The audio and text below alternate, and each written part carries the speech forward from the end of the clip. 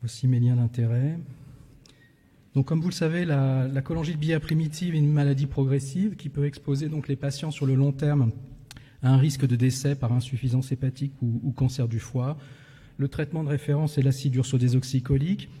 La réponse biologique à ce traitement est un facteur pronostic majeur, à tel point que c'est à partir de cette réponse biologique qu'on décide des traitements dits de deuxième ligne, que sont le bézafibrate ou l'acide obéticolique.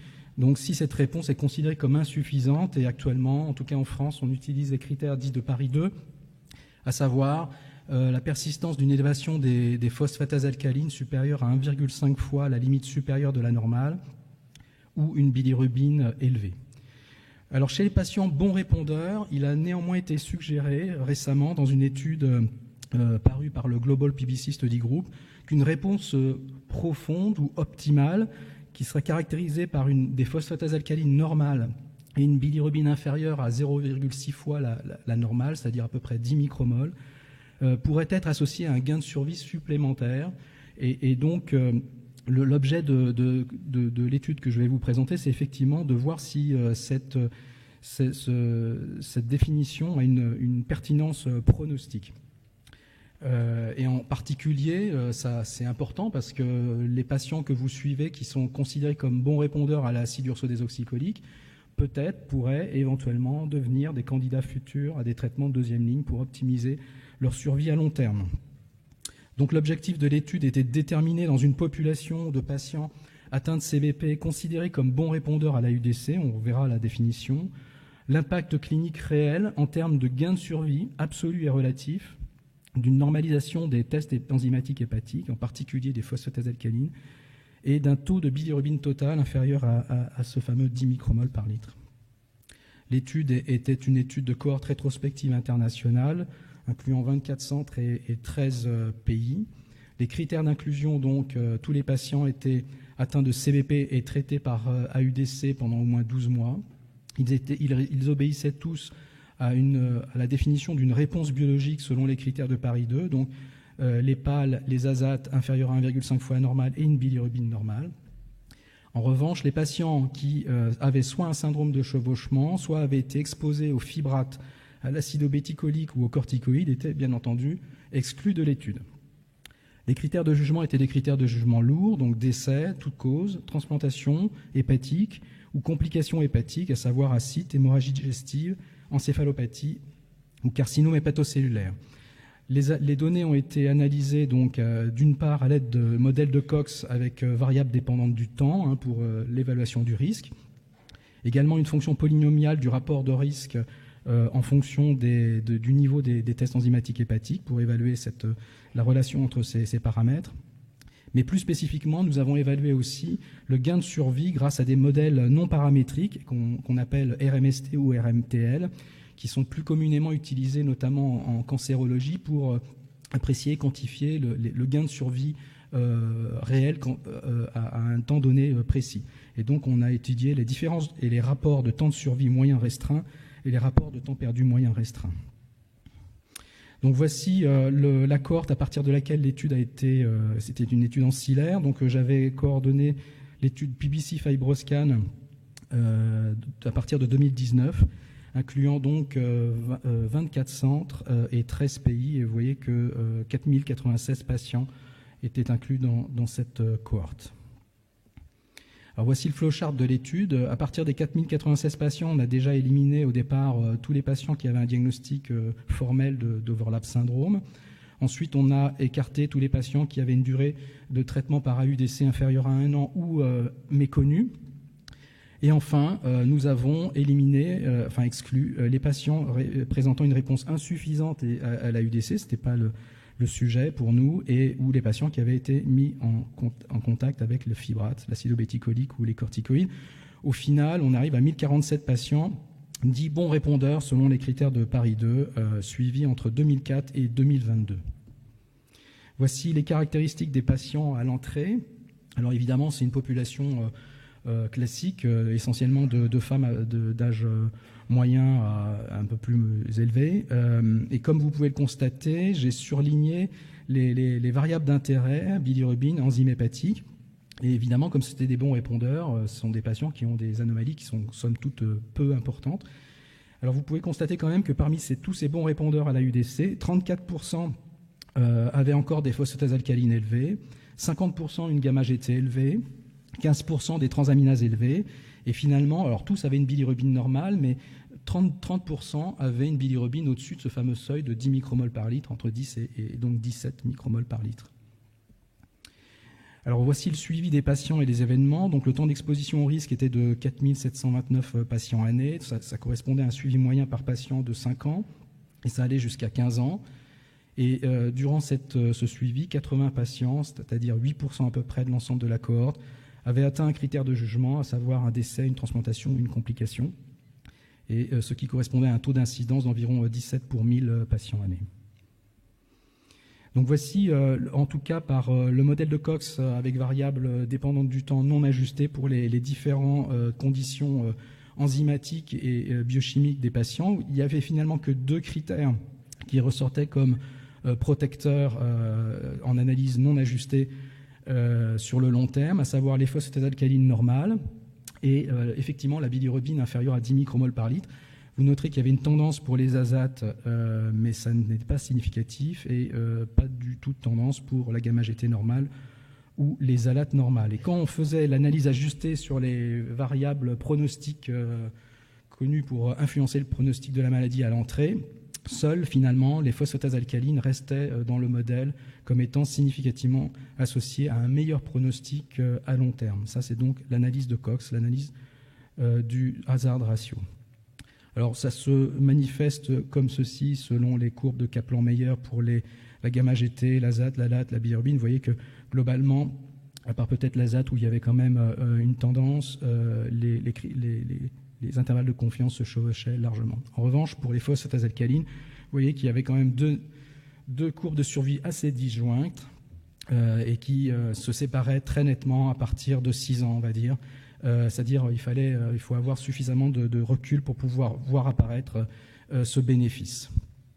Alors lorsqu'on étudie plus précisément la relation qui unit le risque à la variable d'intérêt, à savoir les phosphatases alcalines, vous avez ici la fonction polynomiale du hazard ratio exprimée sur une échelle logarithmique par rapport en bas en abscisse au niveau des phosphatases alcalines. Vous voyez que très clairement le risque augmente très linéairement le hazard ratio dès une fois la normale, voire même déjà un peu avant, 0,9 fois la normale du laboratoire, et ensuite augmente de façon continue. Et donc entre cet intervalle de 1 et 1,5 fois la normale, qui est celui qui nous intéresse, il y a une relation quantitative continue entre le hazard ratio et les phosphatases alcalines. Alors intéressons-nous maintenant aux bénéfices de survie absolue, ces fameux modèles RMST et RMTL à 10 ans. Et vous pouvez voir qu'en analyse non ajustée, les phosphatases alcalines normales à baseline étaient associées à un gain de survie absolu d'environ 7 mois. Ça peut paraître peu, mais au final, c'est un gain de survie de 6,4% d'espérance de vie à 10 ans.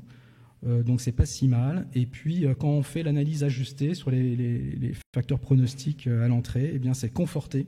Ça augmente même à peu près à 8 ans, soit 7% d'espérance de vie supplémentaire à 10 ans. Et donc moi on me dit vous allez avoir 7% supplémentaire d'espérance de vie, je signe tout de suite.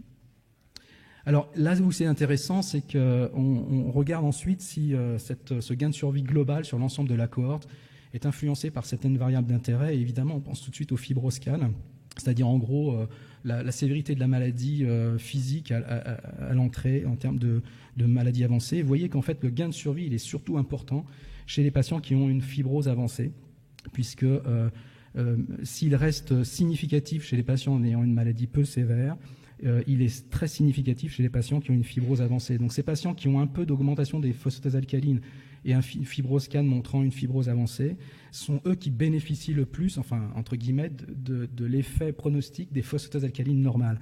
Et ça va jusqu'à 19 mois supplémentaires et 20% d'espérance de vie supplémentaire.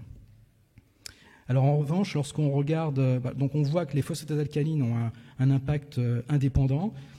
Et on peut se demander, mais finalement, une réponse vraiment complète, avec tous les tests hépatiques normaux, et la bilirubine inférieure à 10, est-ce que ça va être pas plus mal que les phosphatases seules? Et en fait, la normalisation des phosphatases alcalines seules fait aussi bien que si vous avez tous les tests hépatiques normaux. En tout cas, voici les courbes de Kaplan-Meier, voici les résultats de l'analyse de survie restreinte.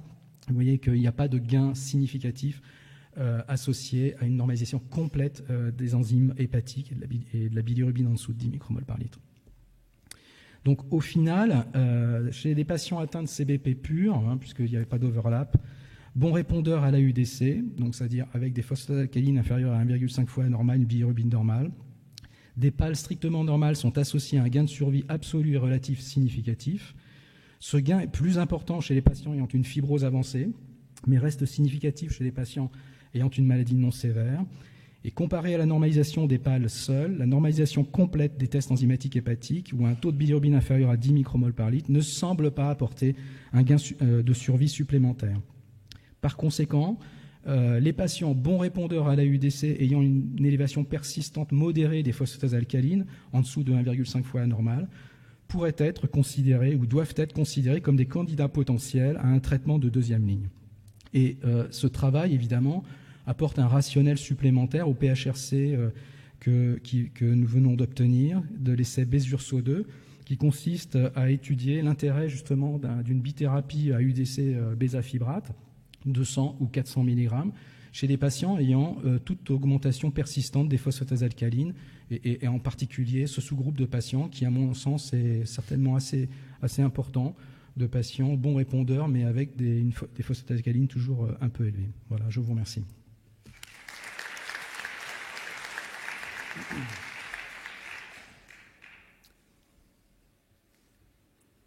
Merci. Monsieur Calès. Bravo Christophe.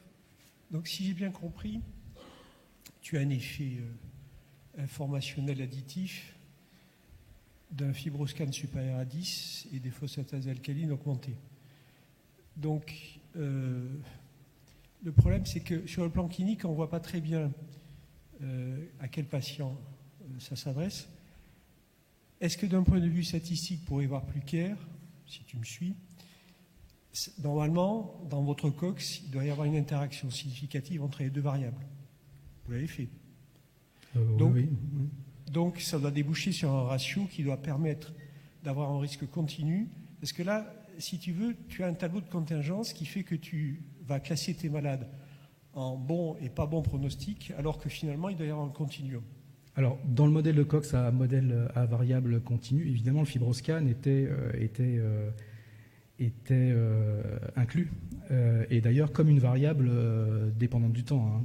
Donc, c'est-à-dire que c'était effectivement l'effet pronostic associé à la PAL normale était indépendant du fibroscan. Pour autant, en termes de quantification de l'effet, il est plus important chez les patients qui ont une fibrose avancée. Et ces patients représentaient 17% de la cohorte, c'est-à-dire 17% des patients bons répondeurs sur ces 1700 patients avaient une fibrose avancée selon le fibroscan. Et c'est ceux-là qui bénéficieraient le plus, si on fait l'hypothèse qu'il faut les traiter, d'un éventuel traitement de deuxième ligne. Je vais poser une question. Si vous posez une question, est-ce que le taux d'acide biliaire a un intérêt? Parce qu'on sait que c'est un facteur d'échec si c'est inférieur. Alors c'était une étude rétrospective sur de très nombreux centres. Les conditions de mesure des acides biliaires doivent être vraiment faites dans des conditions à jeun strictes, sur des bonnes collections. On n'avait pas de collection biologique associée. Il est possible que les acides biliaires rajoutent un plus, mais je ne pense pas. Les phosphatases alcalines sont le meilleur senseur de l'accumulation des acides biliaires dans l'hépatocyte. Leur production en tant que protéine, qu'enzyme, est directement produite sous la dépendance c'est au niveau transcriptionnel, sous l'effet des acides biliaires, que les phosphatases alcalines sont synthétisées. Donc c'est un senseur extrêmement sensible de la cholestase. Alexandre, une question courte, réponse courte. Oui. Christophe, merci beaucoup. Je ne sais pas si tu m'entends. Oui, je t'entends. Quand on regarde le hazard ratio, on se demande finalement s'il ne faut pas être encore plus exigeant et descendre peut-être à 0,8, 0,9 de phosphatase. C'est peut-être un peu extrémiste, entre guillemets, mais tu as pu montrer une relation statistique un peu en dessous du Bah, seuil de on valeur voit clairement normale. qu'il y a une linéarité à partir de 0,9, comme te montre la fonction polynomiale. Alors après, c'est d'arriver à convaincre des gens déjà de pouvoir éventuellement traiter des gens qui ont une augmentation très minime des phosphatases alcalines. Donc j'espère que ces données apportent un élément de réponse. Mais tu as raison, après on pourrait affiner. Mais en tout cas, tu vois, par exemple, la bilirubine inférieure à 10 ou supérieure à 10, quand tu ajustes sur les variables pronostiques, ça sort plus. Donc on va pas embêter maintenant les pathologues, parce qu'on se disait, mais comment les pathologues, déjà s'il fait la bilirubine, c'est très bien, ou les pathogastroentérologues, mais en plus, il faut qu'ils regardent dans la normale, quoi. Donc c'est bien, je trouve, de dichotomiser normal, pas normal, même si probablement tu as raison. Qu'est-ce qu'une normale? Forcément, c'est à un moment donné une courbe de Gauss, et donc il y a certainement des patients qui pourraient bénéficier avant peut-être de traitements complémentaires, peut-être. Bon, Vincent? Rapidement, merci beaucoup Christophe. Je me pose la question c'était pas du tout des dosages centralisés. Et ma question, c'était rapporté à l'heure normale, ouais. Oui, c'est ça en fait le but de ma question. Quelle est la reproductibilité interlaboratoire d'un dosage de phosphatase alcaline exprimé par la normale? Tu sais que pour les transaminases, c'était très variable, plus variable quand on l'exprimait par rapport à la normale que quand on utilisait les unités internationales. Ce serait bien qu'on sache pour les phosphatases alcalines, si c'est pas plus Alors bon, pertinent je de donner une ne vais valeur pas pouvoir absolue. répondre à ta question parce que je l'ignore déjà, mais en pratique, comme tu le sais aussi, la limite supérieure de la normale des phosphatases alcalines peut également être extrêmement variable. Donc ça va de 75 à 360 dans certains labos. Donc comment ne pas rationaliser par rapport à cette valeur? Parce que si on prend que la valeur absolue en unité, c'est clair que on n'est plus après, on est sur des variations qui dépendent énormément des laboratoires. Mais je sais que les anglo-saxons raisonnent essentiellement en unités brutes. Bon, ouais. On va passer à la communication suivante. Merci beaucoup Christophe, beaucoup de questions.